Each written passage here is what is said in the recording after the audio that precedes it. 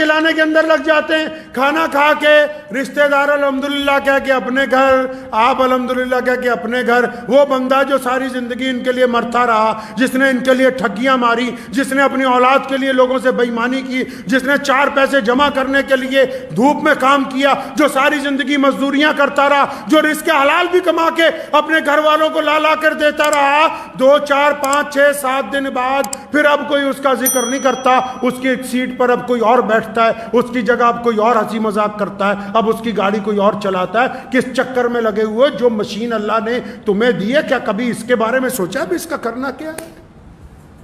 दोस्तों, खैर मकदम है आपका हमारे चैनल MM कासिम रिएक्ट पर। दोस्तों, कौन नहीं चाहता हम में से कि हम सेहतमंद रहें, तंदुरुस्त रहें और ताकतवर हों, और अपनी सेहत का ख्याल हर कोई रखना चाहता है। और दोस्तों, आज के शाही इमाम पंजाब मौलाना उस्मान लुधियानवी साहिब के बयान का टॉपिक भी यही है कि हम वो क्या कर सकते हैं जिसकी वजह से हम बुढ़ापे में भी ताकतवर रहें, तंदुरुस्त रहें, मजबूत रहें।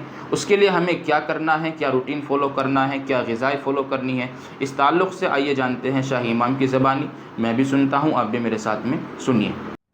ये जितने बड़े बड़े मल्टीनेशनल कंपनियों के मालिक हैं ना, चाहे वो किसी मजहब से ताल्लुक़ रखते हो, कभी इनके घर जाना, कभी इनके साथ बैठ के डील करोगे, क्या कहेंगे? वो आपको कोल्ड ड्रिंक नहीं पिलाएंगे, वो आपको बेहतरीन नींबू पानी पिलाएंगे कि ये ऑर्गेनिक नींबुओं से बना हुआ है, क्योंकि उनको पता है कि जो तुम पी रहे हो इससे कैंसर हो जाएगा, जो वो पी रहे हैं उसके साथ उनके पेट की गर्मी दूर हो जाएगी। उनको पता है कि खेतों के अंदर जो दवाइयां हम छिड़कवा रहे हैं, आज से 15-20 साल पहले तक क्या था, शहरों के अंदर क्या था? लोग गेहूं कनक खरीद के लाते थे।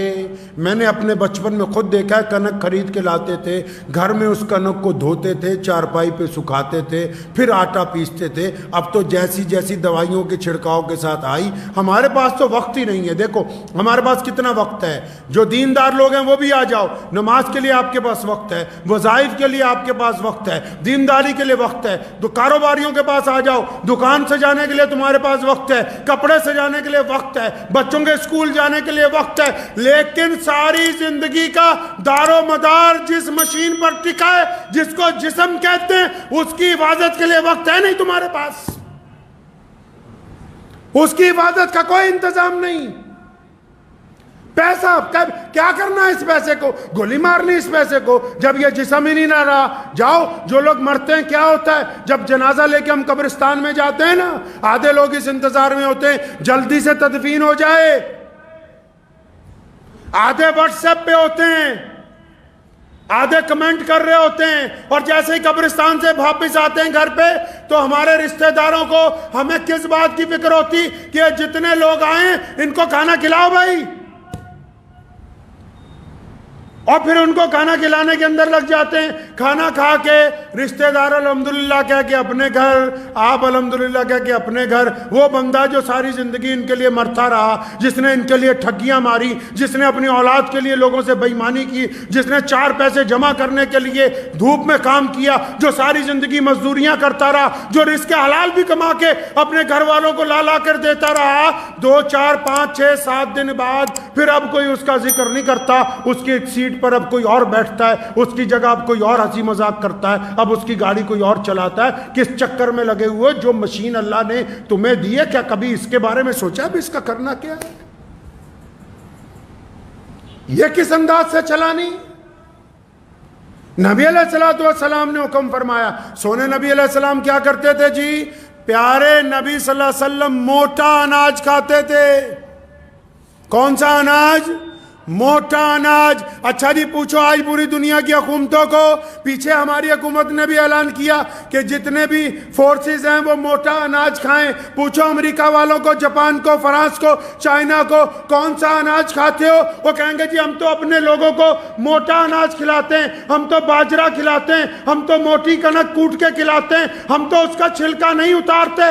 मोहम्मद रसूलुल्लाह 1450 साल पहले कहते हैं कि जब आटा तैयार कर लिया गया, गया तो उसका बूरा ना निकालो, उसको बूरे समेत गूंद के खाओ ताकि तुम्हारा जिस्म जो है तवाना रहे, ताकतवर रहे। हमने कहा हमारे पास तो टाइम ही नहीं है, हमने तो बारीक पिसा हुआ मैदा लाना है और वही खाना है, खुद भी बीमार होना है, अपनी आने वाली नस्लों को भी बीमार करके जाना है। हम तो बीमार जानवरों का गोश्त खाने के लिए तैयार हैं, चाहे वो जितना सस्ता मिल जाए। हमें तो हर तकरीब के अंदर ये तय ही नहीं करना कि ये बावर्ची ने तेल कौन सा डाला है, ये मोबिल डाल के बना दिया, सरसों का तेल डाल के बनाया, क्या इसने रिफाइंड डाल के बना दिया, क्या ये कूड़ा करकट खिला रहा है, इस बात की तो परवाह ही नहीं है। बस 1000 बंदे खा गए जी, 1500 खा गए जी, बस इनमें से कईयों के जनाजे उड़ जाएंगे, तुम्हें तो पता भी नहीं लगेगा कि भी कितनों के साथ क्या कर दिया हमने। कर क्या रहे हैं?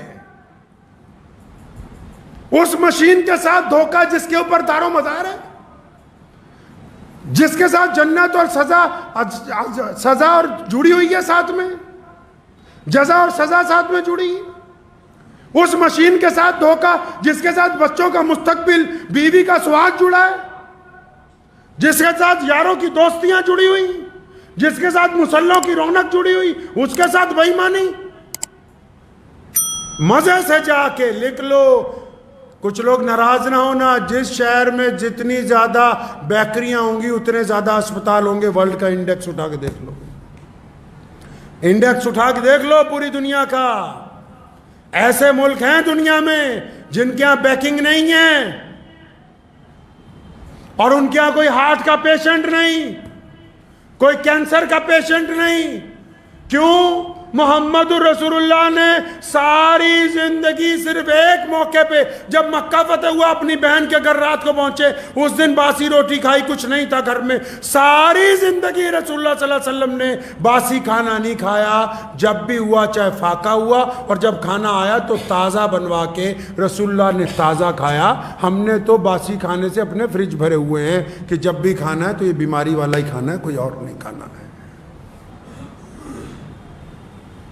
सोचें, अल्लाह के नबी सल्लल्लाहु अलैहि वसल्लम ने कोई रास्ता ऐसा नहीं छोड़ा है जिसमें इंसानों की रहनुमाई ना की हो। प्यारे नबी अलैहिस्सलातु वस्सलाम ने कोई तरीका ऐसा नहीं छोड़ा है जिसमें बंदे को जीने का ढंग ना बताया हो। कभी सोचा है बैठ के, नहीं जी खाने के बाद जरा हलवा होना चाहिए, असी अपना कोई बना लिया, भावें 2 किलो खा लो, मर जाओ हलवा खा खा के, लेकिन खाने तो बाद हलवा ही होना चाहिए जी। नबी अलैहिस्सलातु वस्सलाम ने 2 सालन जमा नहीं किए, 2 सालन जमा नहीं किए। हम कितने बनाते हैं? कम से कम 3 या 4। अच्छा जी बिरयानी तो होगी, फिर तो साथ में कोरमा भी होना चाहिए। कोई आ जाएगा जी साथ में निहारी भी रख लो। अच्छा जी कोई वैष्णो बंदा आ गया, इसके लिए मिक्स वेजिटेबल भी बना लो। अच्छा जी साथ में फिर दाल भी बना लो। लेकिन ये जितने गए जिनकी नीयत खराब है, ये तो कोई एक भी नहीं छोड़ते। ये तो बस कह रहे एक तरफ से जितने अंदर उतर जाए उतार ले। जा रहा है ये रास्ता कबर, कोई पता भी नहीं लगेगा। अपनी सेहत के साथ खिलवाड़ करना अल्लाह की अमानत में खयानत है, लिख लो। अपनी सेहत से खिलवाड़ करना अल्लाह की अमानत में। अब चाहे वो अय्याशी करके खिलवाड़ करता हो, शराब पी के खिलवाड़ करता हो, हराम खा के खिलवाड़ करता हो, डुप्लीकेट मसाले बेच के खिलवाड़ करता हो, डुप्लीकेट चीज़ें खा के अपनी सेहत से खिलवाड़ करता हो, खाने के बाद ज़्यादा पानी पी के खिलवाड़ करता हो। जो बंदा अपनी सेहत के साथ खिलवाड़ करता है, अल्लाह की अमानत के साथ वो खयानत करता है। और क़यामत वाले दिन अल्लाह ने ये ज़ुबान है ना, यहाँ ऐसे चेप लगा देनी है, फिर इन हाथों को बोलना, हाँ भाई बताओ क्या किया था तुम्हारे साथ। फिर ये बताएंगे अल्लाह ये तो धक्के से मैदा कहता था, नहीं खाने के बाद ये चीज नहीं पीनी, ये नहीं हटा, या अल्लाह हमारे साथ धक्का किया। ये पैर बोलेंगे, ये जिस्म बोलेगा, आंखें बोलेंगी, ये कान बोलेंगे। तो इसलिए सिर्फ दीन यही नहीं है कि हम बेहतरीन नमाजी बन जाएं। दीन ये है कि हमारा जीने का रंग ढंग प्यारे नबी हज़रत मोहम्मद रसूलुल्लाह सल्लल्लाहु अलैहि वसल्लम के हुक्म के मुताबिक हो।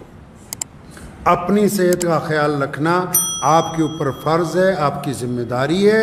अपने खाने के वक्त को तय करना, सोने के वक्त को तय करना। हमारी ये बदकिस्मती है कि नबी अलैहिस्सलाम ने जिस वक्त सोने के लिए कहा, हमारी बदमाशियों का टाइम ही उसी वक्त शुरू होता है रात को, उसी वक्त शुरू होता है रात को 10 बजे के बाद। इस बात को तय कीजिए।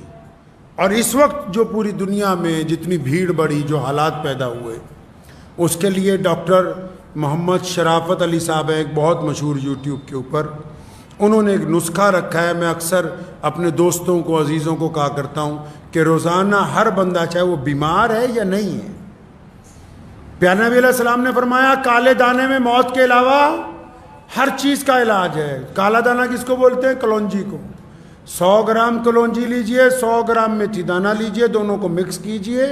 रात को एक बर्तन में 4-5 गिलास पानी में इसके 3 चम्मच डालिए। 1 चम्मच सुहांजना जिसको बोलते हैं, अंग्रेज़ी में मोरिंगा पाउडर बोलते हैं, उसको डालिए, उबालिए। 4 गिलास रह जाए तो एक मिट्टी के बर्तन में रखिए, रोज़ाना सुबह शाम पीजिए। इसको एल्कलाइन वाटर बोलते हैं, जिस बड़े से बड़े डॉक्टर को पूछ लोगे।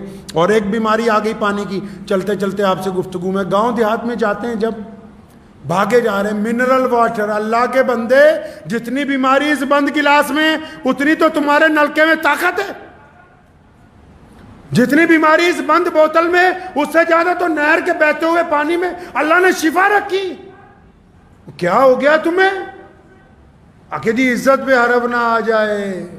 क्या गांव के ट्यूबवेल का पानी इस बंद गिलास से बेहतर हो सकता है? हो क्या गया? जा किस तरफ रहे हो इंसानों? ज्यादा से ज्यादा अगर कोई पानी डायरिया कर देगा, 2-10 लग जाएंगे। लेकिन जो खुला पानी है, ताज़ा पानी है, दुनिया का कोई बोतल बंद पानी ताज़े पानी का मुकाबला नहीं कर सकता है। कुछ सोचें, कभी इत्मीनान से कुछ वक्त अपने लिए लगाएंगे इंशाअल्लाह। कभी सोचें कि हम क्या खा रहे हैं, क्या पी रहे हैं, इस मशीन में जो चीज़ें जानी चाहिए क्या वही जा रही हैं? इसकी हिफाजत कीजिए। अल्लाह तबारक व तआला की ये अमानत है। हमारे रब ने ये खूबसूरत चीज़ हमें अता फरमाई है। दुआ कीजिए कि अल्लाह ताला मुझे भी और आप सबको भी इन बातों पे अमल की तौफीक अता फरमाए।